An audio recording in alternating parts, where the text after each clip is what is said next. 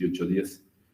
La segunda vez se aumenta en el 15% y seguramente la tercera vez aumentará en un 25%. Esa sí es la característica de la tromboembolia pulmonar. Luego la trombosis venosa profunda, que en realidad es seguida por un efecto tromboembólico pulmonar y luego causa la muerte, ¿no? Lo que hayamos visto ayer, el día de ayer o hace 2 días, era cuál es la triada característica de la trombosis venosa profunda: éstasis, hipercoagulabilidad y lesión venosa. ¿Cuál era el signo más importante? El de Hohmann, dorsiflexión del pie. Eso es lo que significa la pantosilla.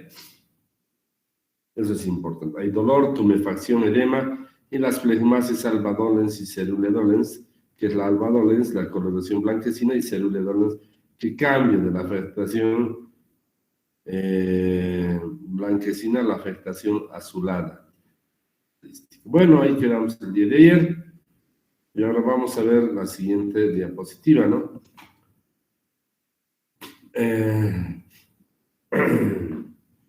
Después de la tromboembolia vamos a dar un síndrome posttrombótico que se caracteriza por el dolor, edema y claudicación que se produce en un 20 a un 50% de los pacientes con trombosis venosa profunda. Diagnosticamos una trombosis venosa profunda. En realidad, el más importante es la ecografía dúplex o la Doppler. La ecografía dúplex es el de elección que les he dicho, ¿qué es lo que nos hace? Nos compara la ecografía Doppler o vascular con lo que significa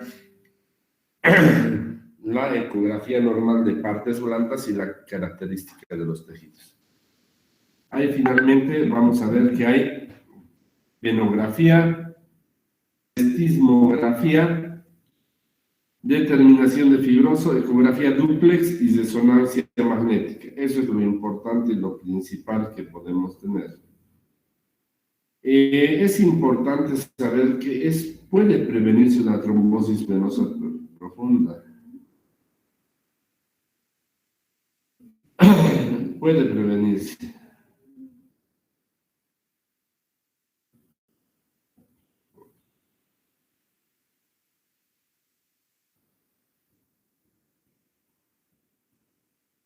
Bueno, y ahí está. ¿Cómo puede hacerse la profilaxis en un paciente para evitar la tromboembolia o la trombosis venosa profunda de la pierna principalmente? ¿Cómo vamos a hacer? Tenemos que valorar esto en los pacientes primero, de acuerdo a sus características biotípicas. Por ejemplo, los obesos es importante. Hay que hacer pacientes sometidos a cirugía traumatológica o abdominal, tipo de cirugías que lo permanezcan inmóvil al paciente durante más de 3 días. Deambulación es importante. Dispositivos de compresión secuencial son como los manómetros. La profilaxis medicamentosa con heparina, subcutánea cada 8 horas o cada 12 horas, o heparina de bajo peso molecular, o fraxieparina o heparina fraccionada. Quiero decirles que la heparina fraccionada es la mejor utilizada en nuestro medio y eso es lo que realmente nos da cierta característica de seguridad en lo que significa de la heparina, porque la heparina de bajo peso molecular o fraccionada tiene una característica de estar por lo menos 24 horas presente en el torrente sanguíneo y obviamente va a evitar los coágulos, mientras que la heparina sódica, la de uso común, si ustedes quieren, puede tener algunos problemas, con lo que significa el tiempo de utilización, el tiempo de vida que se queda, mientras que la heparina de bajo peso molecular sabemos que su vida está alrededor de 1 día solamente. Y obviamente lo de bueno es que la anticoagulación solamente dura 24 horas. Bueno, continuemos, ¿no? No se olviden en quiénes debe hacerse profilaxis: traumatismos importantes, de personas que van a ser sometidos a cirugía traumática, de traumatología o abdominal y van a estar inmóviles, en pacientes obesos, y esas son las características que tenemos. Bueno, la profilaxis han visto con heparina y con enoxiparina, pero el tratamiento ya de una trombosis es importante, ¿no? El tratamiento de una trombosis nos tiene que tener unas características importantes, ¿no?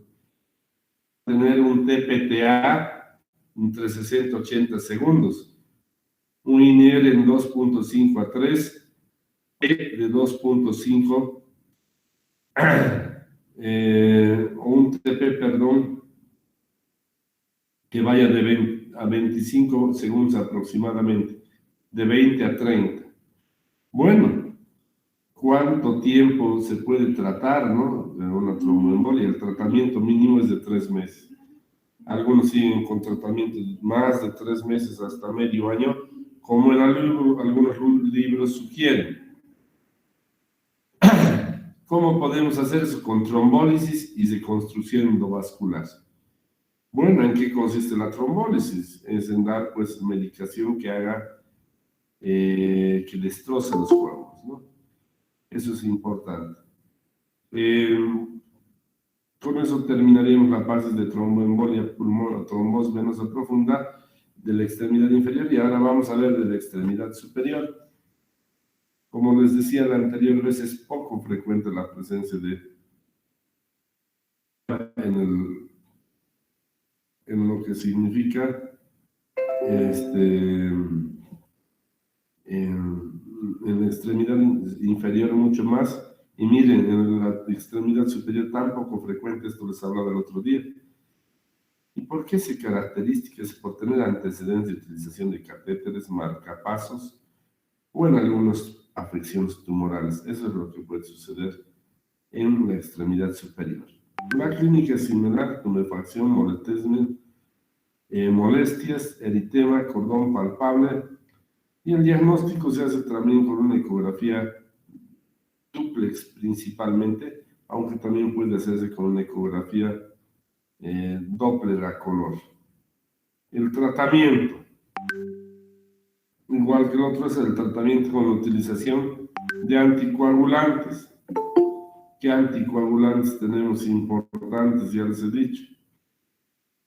¿Qué anticoagulantes tenemos? La heparina de bajo peso molecular. Pues es importante, ¿no? Se coloca principalmente como anticoagulante de primera línea. Bueno, les decía ese dato. Si bien la trombosis venosa profunda tiene la característica de que puede tener una mortalidad, esta se debe principalmente a su complicación, que es la tromboembolia pulmonar, que vaya un émbolo y viaje por lo que significa el torrente sanguíneo y que llegue al pulmón. Eso es importante. ¿Por qué? Destacar que una de las complicaciones es la tromboembolia pulmonar. La tromboembolia pulmonar tiene la característica de ser muy altamente letal. ¿Cuál es el tratamiento que se supone en un paciente con insuficiencia y con lo que significa problemas de coagulación en los miembros inferiores? Cualquier momento puede estar, y es el filtro de la vena cava. ¿Qué es el filtro de la vena cava? El filtro de la vena cava es como una especie de rejilla que detiene los coágulos en lo que significa la vena cava y envía a que se siga al torrente sanguíneo. Bueno, también tenemos flixos extraíbles que en realidad no están muy indicados, ¿no? La verdad. Tromboflebitis superficial. Para terminar, tenemos la tromboflebitis superficial. Miren, es la coloración medio roja, vinosa, que se tiene en el trayecto de una vena y se ve prácticamente sin mucho problema en la exploración física. y cómo se palpa un cordón eritematoso en una parte superficial. Bueno,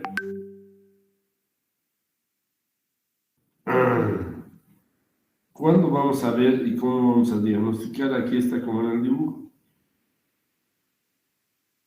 Cuando veamos una especie de asosariado, que es decir, como los rosarios que está presente ahí. Bueno, la tromboflebitis superficial es una urgencia también y es importante identificarla. Como no se olviden, esta es la característica, el cordón fibromatoso que va a estar alrededor de las extremidades, ¿no? Bueno, se diagnostica con una ecografía dúplex o la que tenemos y se realiza una su anticoagulación. Bueno, con eso terminamos lo que significa la trombosis venosa profunda, una de las causas más frecuentes de lo que significa mi actividad. Bueno, veamos, aquí estamos viendo nuevamente el cordón eritematoso. Vamos a ver la extirpación selectiva. Eso es importante, no se puede hacer al momento, tenemos que hacer después de que pase un tiempo, esté controlada la infección, y bueno, etcétera, etcétera. Bueno, ahí está. Vamos a ver ahora el siguiente tema, que es tromboembolismo pulmonar.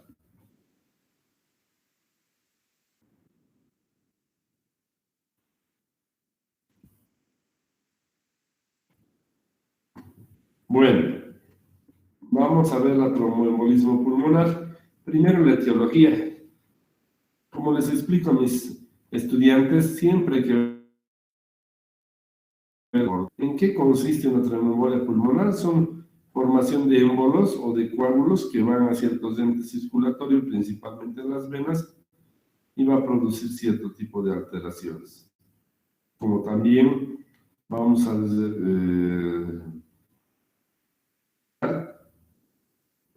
que todo esto que se refiere a problemas que tengamos, estamos dispuestos a valorar y ver qué es lo que sucede.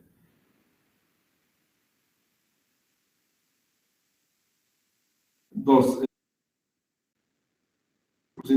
las embolias con normalidad. En los pacientes neoplásicos, la experiencia de la embolia es de un 11%.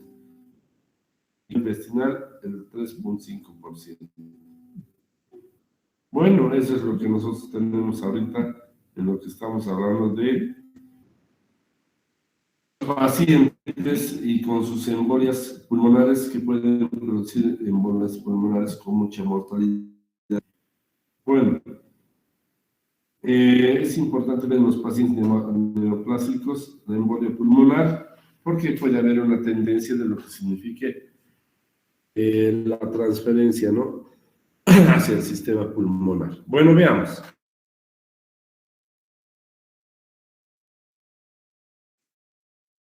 Después, respiratoria, pero también hemodinámica o cardiovascular.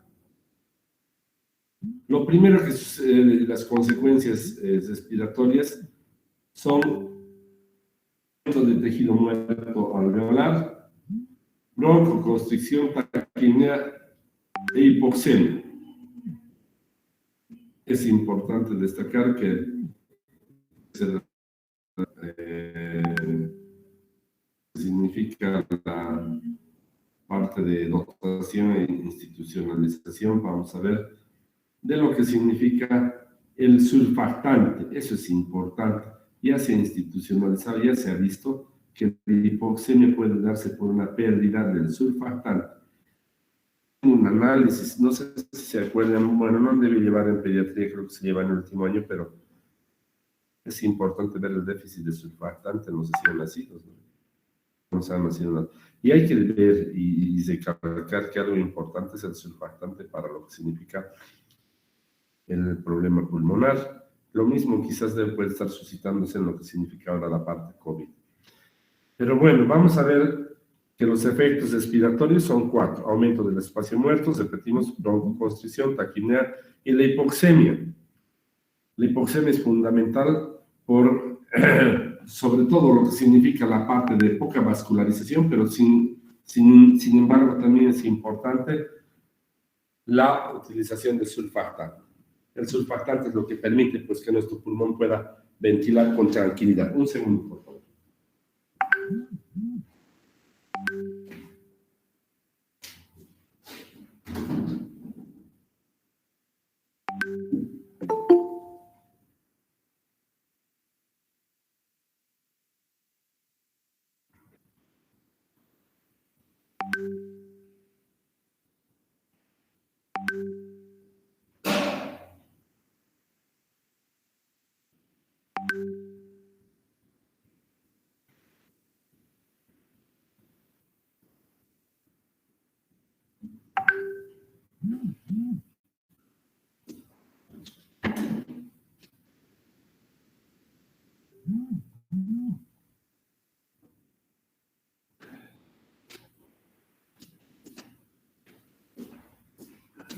Bueno, les decía, el surfactante es importante en el tromboembolismo pulmonar. Probablemente hay una pérdida, ¿no?, del surfactante, altísimo, ¿no? Entonces, ¿qué es lo que hacen el surfactante, no? En realidad son tensoactivos, ¿no? Eso es importante, ¿no? Son sustancias que influyen para mantener la superficie del contacto entre el oxígeno y lo que significa la parte pulmonar o la parte vascular pulmonar. Patología, aumento del espacio muerto, broncoconstricción, taquipnea, hipoxemia. La broncoconstricción obviamente también va pues a aumentar lo que significa la posibilidad de una mayor hipoxemia, porque obviamente un bronquio disminuido de diámetro, pues y con una constricción va a producir un menor aporte de ventilación y de oxígeno, ¿no? Obviamente, como una respuesta a esto, se sucede la taquipnea y la hipoxemia, no se olvide de la sustancia tensoactiva o surfactante. En la imagen podemos ver los coágulos que pueden viajar y obviamente cuando afectan a una vena o una arteria pulmonar importante o principal, pues la característica es fundamental también. Efectos hemodinámicos. En realidad, pues no modifica significativamente lo que diríamos la parte vascular. Veremos la otra diapositiva, ¿no? Los coágulos pueden ir, ¿no? Obviamente un coágulo grande que trate, que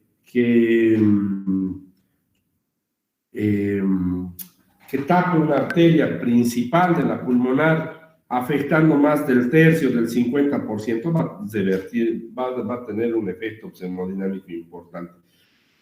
No es muy significativo, porque generalmente los coágulos también son pequeños y bueno, ¿qué es lo que sucede? No se tiene un efecto hemodinámico muy grande o importante, pero si afectaría más del 50%, como dice el texto, puede afectar pues realmente a lo que significa la parte hemodinámica, ¿no?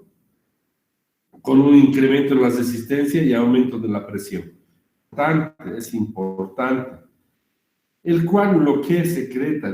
El coágulo secreta pues unas aminas que van a producir una vasoconstricción, y al producir esa vasoconstricción obviamente también vamos a ver que va a repercutirse en la parte de la vascularidad pulmonar. Entonces, ¿qué va a producir? Se va a reducir. Finalmente, ¿qué vamos a ver? Si la obstrucción supera el 60 al 70%, se desencadena un coro pulmonar agudo con disminución del gasto cardíaco. ¿Por qué? Vamos a ver pues que corazón pulmonar significa coro pulmonar, es que si hay una gran afectación en lo que significa la circulación pulmonar, obviamente va a haber una disminución del gasto cardíaco y vamos a tener un corazón que está funcionando a expensas de lo que significa el bloqueo que hay de la parte vascular por parte del tronco del coágulo. Tres efectos, entonces. Yo les diría dos que son mucho más frecuentes, que es la reducción de la mecánica del lecho vascular, ¿no? Lo que significa la resistencia pulmonar. Dos, el factor mecánico del trombo por la liberación de aminas que va a producir una vasoconstricción. Y finalmente, si la obstrucción es muy grande, pues ya vamos a tener efectos fundamentales en la circulación pulmonar y obviamente ese va a ser el efecto hemodinámico más grave porque vamos a tener un cuerpo pulmonar, un corazón pulmonar. Bueno, la tromboembolia pulmonar. Ahora vean, el 50% son inaparentes, así bien claro. Bueno, pero la tromboembolia pulmonar puede aparecer pues con algún problema. ¿Por qué? Porque generalmente cuando el émbolo es grande y hay un mayor bloqueo de lo que significa la sangre, se va a generar una estabilidad hemodinámica con hipotensión que generalmente se acompaña de shock en los casos graves y en los casos no tan graves no tenemos shock. Síntomas. El principal síntoma es el dolor torácico. Importante. Disnea repentina, taquipnea y hemóptisis. Componente la taquicardia. Esos 5 componentes son componentes fundamentales de la tromboembolia pulmonar. Importante. Y vamos a ver que la tromboembolia pulmonar se presenta entonces principalmente dolor, disnea, taquipnea, hemóptisis y taquicardia. Esa es la forma de presentación fundamental. Se describen otros síntomas, ¿no? Como por ejemplo edema, dolor, hipoxia, disfunción ventricular, cuarto oído, segundo oído pulmonar, fuertes crepitaciones inspiratorias. Hay varios de estos síntomas que ustedes están viendo y signos que tenemos. Principalmente les voy a decir los 5: dolor pleurítico torácico, hay dolor. Disnea, taquipnea, hemóptisis y taquicardia. Si esto se presenta después del antecedente de una cirugía, por ejemplo, prolongada, de una cirugía grande que ha tenido en la parte traumatológica de cirugía abdominal y el paciente no se está movilizando un tiempo, parámetros ya nos indicarían que el fenómeno de un tromboembolismo pulmonar. Bueno, ahí está. Les dije que no tienen mucha especificidad en un principio, pero ya hemos mencionado los 5 características de la embolia. Y la presentación clínica puede ser leve, mediana o baja, dependiendo del riesgo y la suma de síntomas y signos. Bueno.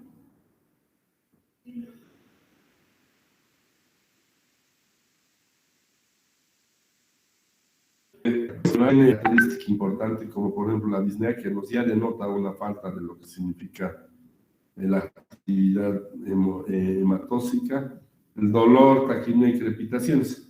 La presencia de un cuarto auxilio puede ayudar en lo que significa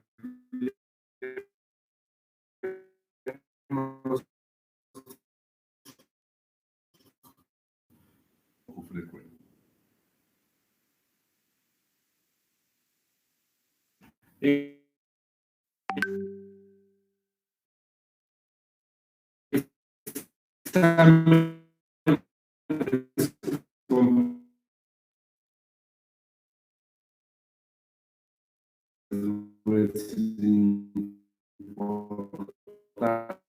Importantes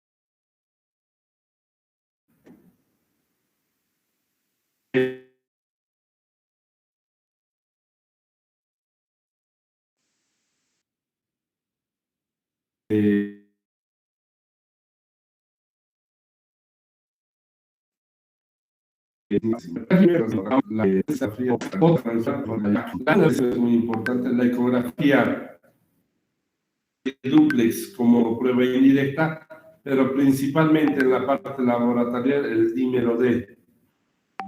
degradación de la fibrina de los coágulos, que obviamente se deben al tromboembolismo pulmonar. Reiteremos entonces las cosas fundamentales. Primero, radiografía de tórax, luego tomografía de tórax, tomografía más angiografía o angiotac, y finalmente les decía, el dímero D nos ayuda muchísimo. De hecho, hay otros tipos, la ecocardiografía, la ecografía dúplex, que nos pueden ayudar, sí, efectivamente. Considerar los exámenes más importantes. Rayos X, angiotac y dímero D. Considero que sería lo más importante para el diagnóstico. Obviamente hay otros exámenes como la angiografía, ecocardiografía, etcétera, que se podrían hacer, pero el primero denota un gran esfuerzo y por lo tanto la parte económica también es pues, importante para realizar estos exámenes. Ahí está el dímero D. Vamos a ver que se sube generalmente en las múltiples condicionantes que hay y es un valor diagnóstico por su elevado porcentaje. Pero también hay que considerar que puede haber algunos problemas que pueden dar un dímero D elevado y es importante, pero además considerar también que la reacción por el dímero D tiene un valor importantísimo, muy importante en la predicción de la patología en sí. Bueno, ahora paso a mostrarles las diapositivas, una radiografía de tórax, miren un tromboembolismo pulmonar. Vean la angiotac, cómo se ve, ¿no? En el inferior derecho, ya hay la interrupción del flujo. Obviamente esas son las características que debemos tener para considerar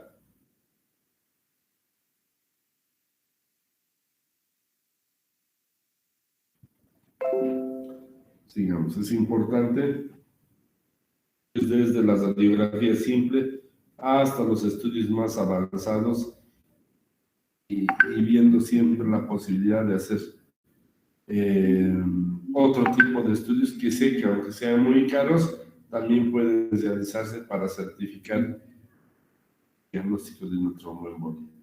Pero es muy importante la clínica y saber que tiene que el paciente también tiene algunos antecedentes, como por ejemplo de una cirugía reciente, etc. Bueno, ahí está lo que queríamos ver de hablar en imágenes, ¿no? Lo más importante es la parte de prevención, eso es lo importante.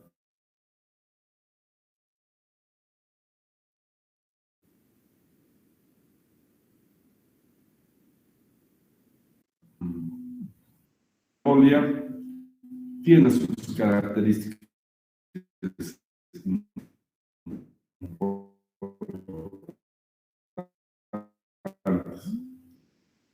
políticos. Veamos nosotros para el tratamiento.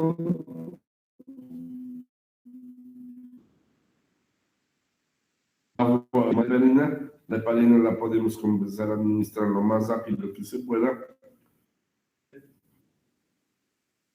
La warfarina es reacción retardada, no puede hacer efecto al momento. Bueno, y hay otros fenómenos, ¿no?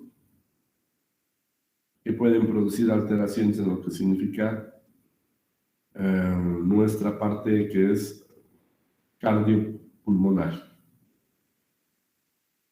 Bueno.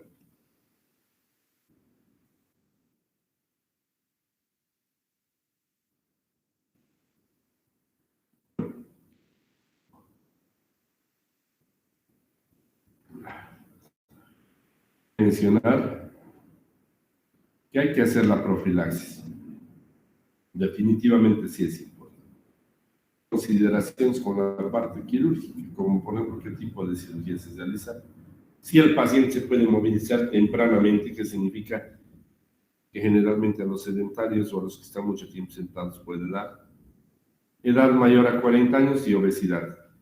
Creo que es la parte que confluye en lo mejor que se puede hacer.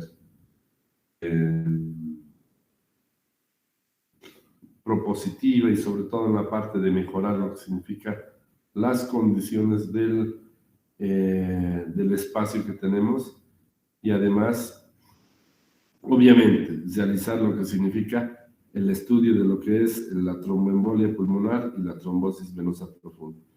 Nunca se olviden que la trombosis venosa profunda generalmente se acompañada de ¿qué? Tromboembolia pulmonar. La osmolótica es aceptada y es generalmente heparina subcutánea cada 8 horas y heparina de bajo peso molecular cada día. Bueno, ¿cuál es la profilaxis que no es quirúrgica? La utilización de medias para varices, medias de compresión media, dispositivos de compresión y además tenemos bombas venosas. Bueno, el tratamiento es importante en lo que significa... Ay, perdón.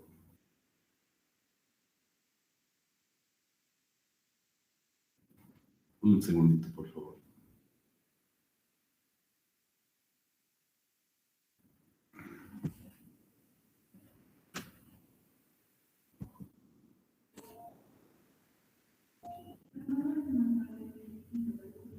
Bueno, veamos, ¿no?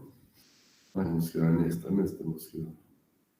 Bueno, el tratamiento después de haber identificado el dímero D, de haber identificado la placa, la tomografía, etcétera, es importante el tratamiento, es más que todo tiene que ser preventivo. Pero si apareciera, hay que darle su tratamiento con anticoagulación y trombolíticos. La estreptoquinasa es muy buena, ¿no? Para la utilización, eso yo les digo. Probablemente las de la línea sean buenas,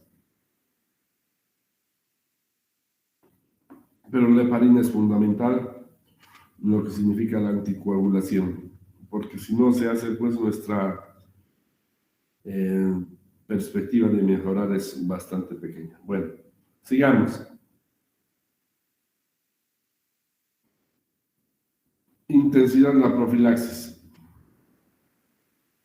Primero, hay que dar nomás profilaxis en una cirugía grande, porque el paciente no se moviliza 2, 3 días. Es un paciente que no se moviliza. Y finalmente, vamos a ver factores de riesgo como la edad más de 40 u obesidad para tener problemas de lo que significa nuestro tromboembolismo pulmonar.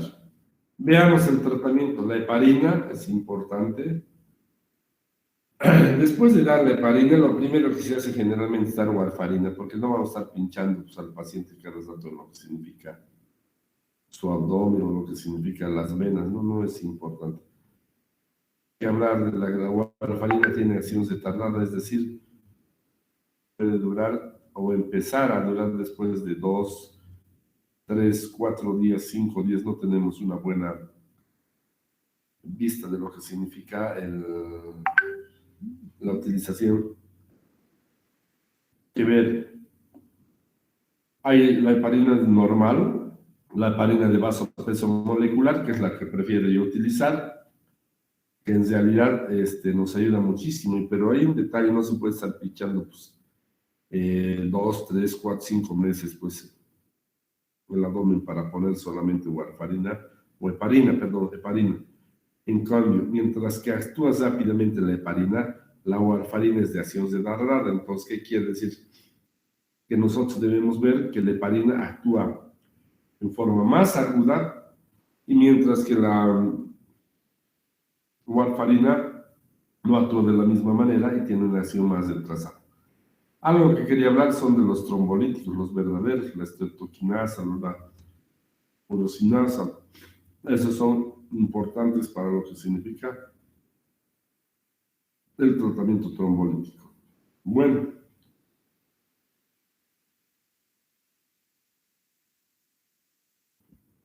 Y finalmente,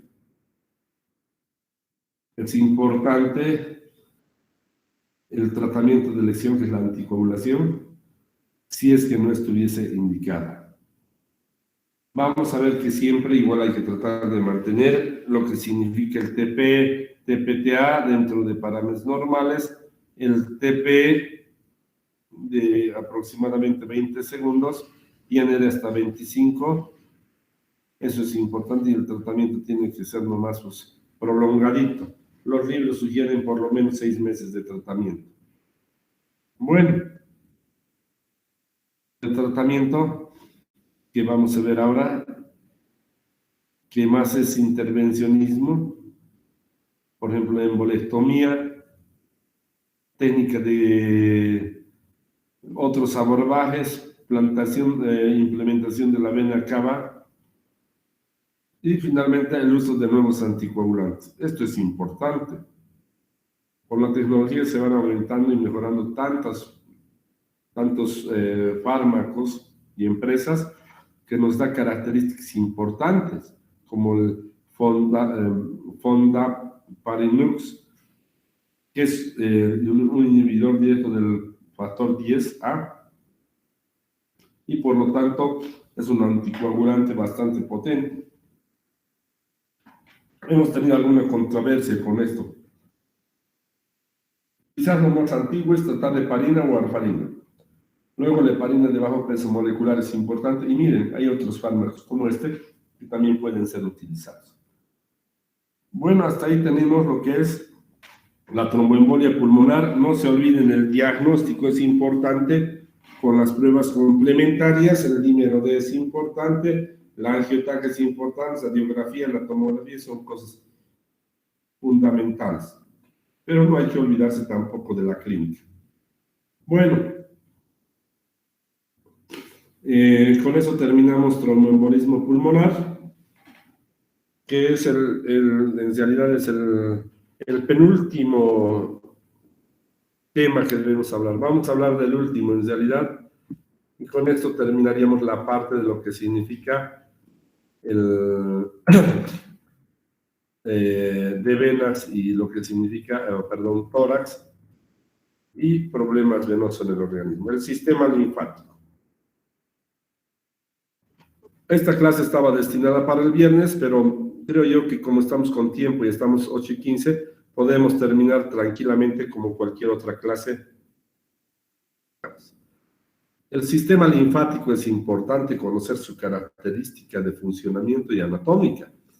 Por ejemplo, vamos a ver que la parte de la estructura fundamental son capilares linfáticos, vasos colectores y ganglios linfáticos. Los tenemos en la estructura. Y les voy a decir pues, que los ganglios linfáticos en general son pues ganglios virtuales que no están presentes todo el tiempo, sino solamente se presentan en dos tipos de enfermedad o de agresión. Primero en la infección y segundo en el proceso tumoral. Es importante hablar de los vasos y capilares linfáticos, es fundamental. Los linfáticos terminales o los capilares permiten pues el paso de células de gran tamaño principalmente a lo que significa el torrente sanguíneo. Bueno, y hablando de la función en sí, de lo que significa, tres funciones fundamentales. Primero, el líquido linfático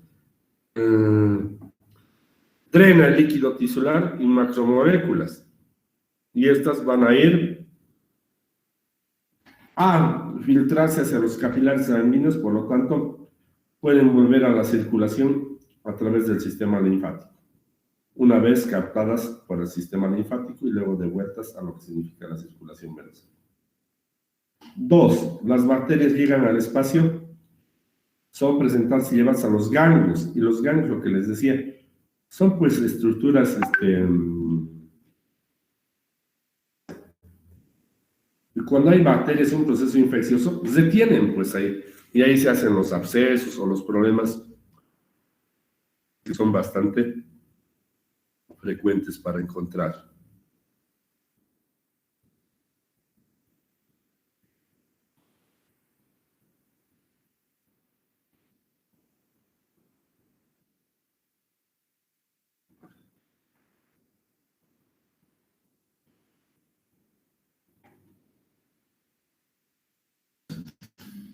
Tercero, ante los linfáticos, ¿en qué momento de nuestro organismo, en la funcionalidad? Es en la captación de los vasos del... Eso es importante. ¿Por qué? Porque una gran cantidad de transporte de grasa se absorbe y es llevado a lo que significa el torrente linfático. Y no se olviden que el torrente linfático puede llevar a lo que significa el torrente circulatorio fácilmente. Bueno, tres funciones. Llevan moléculas que pueden ser devueltas al torrente vascular. Pueden ser retenidas, por lo tanto, los ganglios son, pues, de detención de la parte infecciosa. Y tercero, la linfa puede ser, pues, puede transportar lo que significa una cantidad importante de grasa, el torrente circulatorio, y lo que significa la absorción de los vasos del tubo digestivo. Una vez conocido la función y anatomía, vamos a ver la distribución. No se olviden que está en todo el organismo. ¿Y qué vamos a tener? Los ganglios y vasos linfáticos y capilares. ¿Dónde terminan? A la derecha en la gran vena linfática, ¿no? Y a la izquierda en el conducto torácico. Es importante el conducto torácico. Miren el conducto torácico. Recoge la linfa de toda la mitad inferior del cuerpo, de la mitad izquierda del tórax y del miembro superior y de la cabeza. Miren, todo este territorio es el más grande. Y aquí vamos a ver la cisterna del kilo. Que es importante el transporte de grasa, ¿no? De grasa en lo que significa sobre todo en el aparato digestivo. Aquí está la cisterna del kilo y los vasos quilíferos que van a depositarse. La distribución. Y vamos a hablar primero por la fisiopatología. ¿Qué pasa cuando no funciona bien o no está trabajando bien el linfático? Linfedema, que es un acúmulo de líquido intersticial o de líquido linfático que no puede acomodar en realidad las grandes partículas y los líquidos y que entran en el compartimiento intersticial y no pueden ser devueltos al torrente sanguíneo como hemos visto. Linfedema en las siguientes etapas, 3 etapas. La primera etapa es la etapa más común del linfedema. Más común, ¿por qué? Porque se parece a un edema producido por la parte vascular, es decir, es un edema blando con fobia, mientras que la segunda y tercera etapa ya no se tiene pues esa característica que tenemos de un edema blando que le decimos nosotros. Ya es un edema de una característica muy... no se hace fobia, consistencia esponjosa bastante dura por los elementos adiposos, fibroblastos y macrófagos que se tienen. Ya hay una lesión en los linfáticos por el acúmulo de este tejido conectivo y obviamente el edema ya es mucho más duro y por lo tanto no es compresible como el edema con fobia. La primera etapa del linfedema es la etapa más común, que es un edema como un edema por vasos venosos, un edema venoso. Es blando. Y este edema, por ejemplo, ¿qué pasa? El edema se pierde al levantar el miembro inferior por encima de la línea del corazón. Bueno, diagnóstico diferencial. Evidentemente es importante diferenciar el edema de un linfático. Tiene estas características, vean. Lo que llamamos el tronco del árbol y la joroba de búfalo. Tronco de árbol y joroba de búfalo. Esa es la acumulación. Este no es un edema característico de la parte venosa. Generalmente se edematiza con fobia. Fobia es que se puede deprimir y ustedes ya conocen. En cambio, este edema es duro y está presente generalmente en la segunda y tercera etapa, como veamos. El diagnóstico diferencial, en la segunda y tercera etapa se presenta el tronco de árbol. que es una deformidad perimalleolar acompañado por ese tejido esponjoso que generalmente tenemos en un linfedema. El dorso de pie nos da la joroba de búfalo, lo mismo, conectivo bastante esponjoso, grueso, ¿no? Y además los dedos se hacen haciendo más gordos y cuadrados. Bueno, es importante. El edema no responde a la elevación de la pierna, como sucede en la primera etapa, y en las enfermedades venosas o vasculares arteriales, el edema levantando el miembro inferior, mientras tanto aquí muy difícilmente disminuye. Bueno, los días diferenciales son insuficiencia cardíaca, renal, hipoproteinemia, cirrosis, síndrome nefrótico, malnutrición, edema por patología venosa. Esos son diagnósticos diferenciales del linfedema. Pero reitero, han visto lo que significa la joroba de búfalo y han visto lo que significa la joroba y el tronco del árbol, el edema perimalleolar. Continuemos.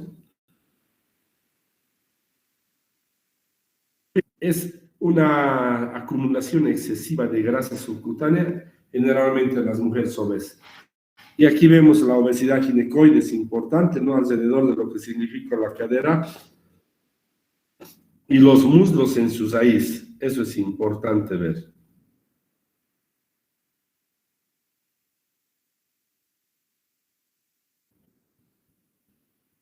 Bueno, continuemos. Un acúmulo de grasa.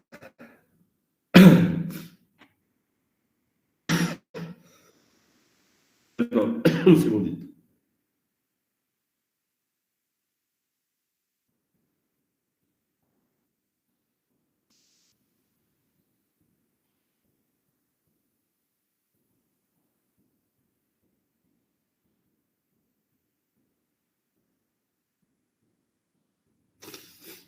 Bueno, entonces no se olviden, linfedema, acúmulo de grasa en diferentes partes del organismo, principalmente en lo que significa en las mujeres, en la parte ginecoide, en las mujeres obesas, ¿no? La obesidad ginecoide.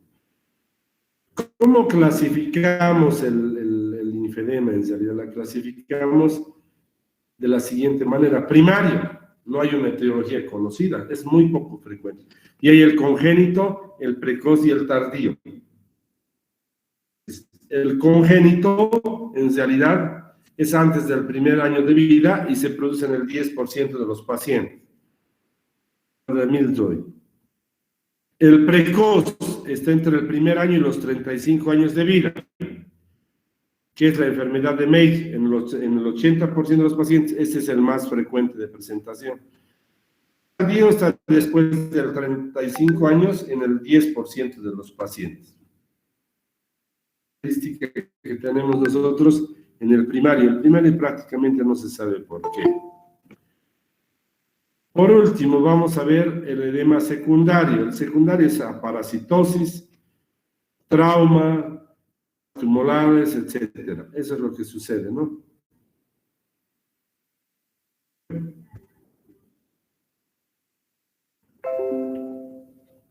Sigamos. En general, filaria no hay en nuestro medio, ¿no?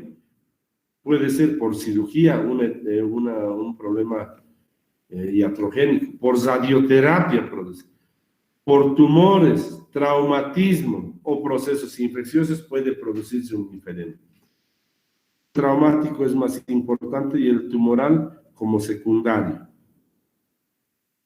como problemas secundarios. Reiteramos, el primario congénito, precoz, tardío, y el secundario principalmente por lo que significa traumático, que incluimos en este, por ejemplo, la resección por cirugía y los procesos tumorales. Bueno, el diagnóstico, como han visto, es fácil en la segunda y tercera etapa, no tanto en la precoz, porque en la primera etapa pues tiene las características de un edema vascular o de otra causa. prácticamente con la elevación del miembro inferior. ¿Qué es lo que hay que hacer como tratamiento? Un linfograma o una linfogamografía. Eso es importante. Quizás no se realiza mucho en nuestro medio, pero como les digo, la clínica es fundamental para describir un linfedema. Es un edema generalmente duro, les he dicho, como una esponja bastante endurecida. Bueno, el tratamiento. Hay tratamiento médico y hay tratamiento quirúrgico. Claramente del tratamiento médico. Tenemos todavía. El tratamiento médico, ustedes se darán cuenta que la elevación del miembro inferior no es pues la característica fundamental, que significa en la segunda y tercera etapa, ¿no? En la primera etapa puede ser que sí. Otro es la compresión con dispositivos o medias de alta presión. Otro, fisioterapia descongestionante. Eso es importante, la fisioterapia descongestionante. La fisioterapia está siendo muy utilizada. Hacen una especie de retorno linfático, pero lastimosamente al día siguiente vuelve a aparecer. Entonces, tendría que ser muy prolongado y por mucho tiempo, y el paciente generalmente no tolera este tipo de tratamiento por mucho tiempo. Compresión, ya les he mencionado, hay unos tipo esfingomanómetros que nos ayudan a comprimir todo el miembro inferior. Se utiliza esto generalmente en los pacientes traumatológicos. Tratamiento, estamos viendo en lo que significa la parte médica. Elevar el miembro inferior por periodos prolongados, sobre todo en la primera etapa, no así en la segunda y la tercera. Compresión con medias de compresión con alta compresión. Es el más importante en la actualidad y tratamiento con bomba de compresión. La fisioterapia es fundamental. Tratamiento médico con benzopironas, pero no está todavía eso pues muy descrito, la verdad. Tampoco tenemos una casuística muy importante para decirles. Diuréticos prácticamente solo ha sido temporal y bueno, se ha tratado de hacer la angiogenia molecular en los linfáticos como una especie de tratamiento que coadyuvaría a la lesión o a la desaparición de algunos de estos linfáticos que producirían el linfedema. Bueno, y ahora para concluir prácticamente vamos a ver el tratamiento quirúrgico. Hay dos tipos de cirugías, la de Charles y de Contolion y Homan. Bueno, yo no les puedo decir que esto se hace en la primera etapa, no en el primer estadio. Están generalmente abocados al estadio 2 y 3, ¿no? Entonces, hay dos tipos. Hay un tipo de reconstrucción para volver a la normalidad y una resección. La primera, la cirugía de Contolion o Homans. ¿En qué significa? Esa joroba de búfalo, que vamos a ver enseguida, voy a retornar, significa seccionar todo esto en una especie de hoja, cortar y unir. ¿Cómo va a quedar eso con el paciente? Y ahora quiero que vean. Sacamos todo esto de grasa, tejido subcutáneo y lo unimos y queda más delgadito. Si ustedes se dan cuenta, este es un tratamiento más resectivo y además es un tratamiento más como estético, les podría decir, y más fácil de realizar. Mientras que la segunda cirugía sería una reconstrucción ya de la pierna, viendo la sección y retirando obviamente grandes cantidades de tejidos, pero ¿cuál es el problema de esto? Miren, hasta la joroba de búfalo la mejora, ¿no? ¿Cuál es el problema de esto?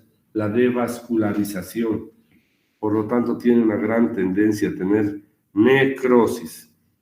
Y eso es fundamental para hacer el análisis. Evidentemente, la cirugía de Contolion y Homans es mucho más fácil mientras que la de Charles no tanto así. Pero realmente hay linfedemas importantísimos y se pueden hacer su tratamiento disminuyendo la cantidad de tejido porque hasta logra malograr lo que significa la extremidad inferior, pero sacando una gran cantidad de tejido como la contorsión podemos volver a prácticamente a la normalidad. Obvio que también puede volver ejerciendo progresivamente. Quizás la ideal sería la de Charles, pero les vuelvo a decir, tiene un compromiso vascular muy importante. Ahora hablemos de lo que significa otro tipo de patologías de la linfa. El quilotórax. Ya hemos hablado algo de esto en desame pleural, ¿se acuerdan? El quilotórax. ¿Por qué está dado el quilotórax, el desame pleural? Principalmente por lesiones traumáticas o de cirugías de tórax o de procedimientos que pueden lesionar y pueden dar el desame de líquido linfático, y eso es el quilotórax. Rara vez se produce por neoplasia maligna. Bueno, pues el tratamiento sería reconstituir, ¿no? Dejar proximal y distal y, bueno, dejar que la linfa ya no fugue en ese sentido. De todas maneras, es muy difícil de ver paro linfático, salvo que sean los grandes vasos linfáticos, como les he mostrado, el venoso y el conducto torácico, ¿no? Entonces es producido por una neoplasia que va a producir un trasvasado de líquido linfático hacia lo que es la pleura, ¿no? Bueno, veamos, el tratamiento cuando es realmente grande y compresivo, vamos a hacer una toracostomía por tubo, ¿no? En algunos casos, cuando no se puede realmente controlar la cantidad de linfa, la pleurodesis es importante. ¿Qué significa? Que la pleura parietal y visceral se unan. ¿Cómo se logra? Se hace una reacción química cuando utilizamos cierto tipo de polvos, se llaman en lo que significa la pleura parietal y visceral, y estas van a hacer que se unan íntimamente y por lo tanto eviten el drenaje linfático y el acúmulo de líquido. Bueno, ahí está, quilotórax, traumático principalmente por cirugía, por iatrogenia o por algún otro problema. No es generalmente neoplásico. ¿Cómo drenamos las grandes cantidades? Con toracostomía. El tratamiento definitivo es ligadura proximal y distal, o en algunos casos la pleurodesis, como sucede, por ejemplo, ¿cómo se llama? En el cáncer de pleura, ¿no? De la pleura. Quiloperitoneo. La llamada ascitis quilosa es también producida por lesiones o congénitas o neoplásicas, y muy poco frecuente las traumáticas. No es lo mismo que lo que sucede en la parte torácica. Y no por eso, sino no es lo mismo también porque es importante decir que la parte del abdomen tiene una absorción mayor que lo que es el tórax. Por lo tanto, son absorbidos y no queda tanta cantidad de líquido. Por ejemplo, en el tórax, en el quilotórax, queda una gran cantidad de líquido y a veces es necesario drenar, como han visto, con drenaje de tórax, ¿no? Tubo de tórax. Bueno, el tratamiento podría ser paracentesis, ¿no? Si es que hubiese un lugar de fuga, sí, pero es muy difícil apreciar el lugar de fuga, les vuelvo a decir, porque sabemos que este tipo de lesiones son pues realmente casi microscópicas, salvo que las lesiones linfáticas sean muy evidentes. Voy a colaborarse finalmente ligando, pero si ligamos también de la extremidad inferior, vamos a producir un linfedema en lo que significa el miembro inferior. Bueno, no se olviden, el quiloperitoneo es mejor absorbido y tolerado. Tumores del sistema linfático. Los linfangiomas son simples o capilares o cavernosos o higroma quístico. Su higroma quístico aparecen principalmente en el cuello y en la axila.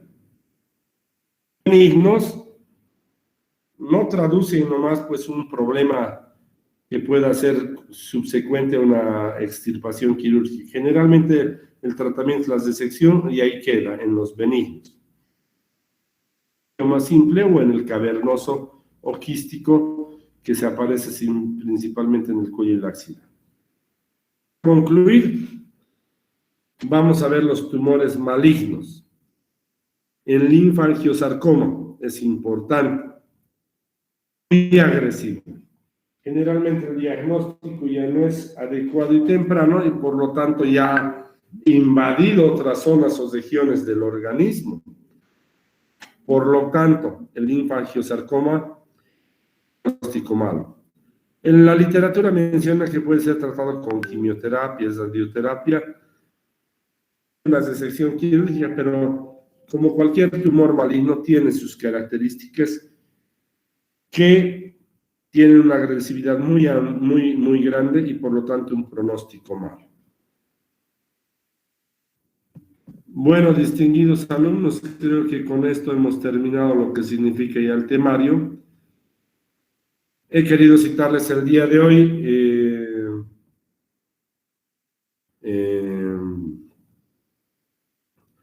tomando una media hora más de clases, debido a que el día de mañana ya no pasaremos pasado al sistema linfático que teníamos el día de mañana, y seguramente desde el día lunes, el 11 de mayo, me han indicado que empieza ya lo que significa las clases del próximo tema, y con esto yo estaría terminando lo que significa la parte de tórax, sistema vascular y linfático.